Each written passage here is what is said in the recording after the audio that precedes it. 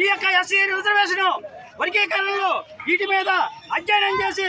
రాజ్యాంగము చట్టబద్ధంగా ఆనాడు బాబాసాహెబ్ అంబేద్కర్ దళితులకి గిరిజనులకి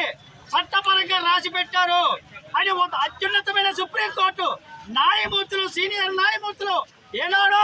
ఈ ఎస్సీ వర్గీకరణ జరగకూడదని తెలియపరిచినప్పటికీ ఈరోజు స్వతంత్ర రాజకీయాలతో కేంద్రం వారు స్టేట్ వారు కలిపి ఎస్సీల్ని అత్యధిక అభివృద్ధి చెందుతున్న టైంలో ఈ స్వతంత్రం వచ్చి 78 సంవత్సరాలు అయినా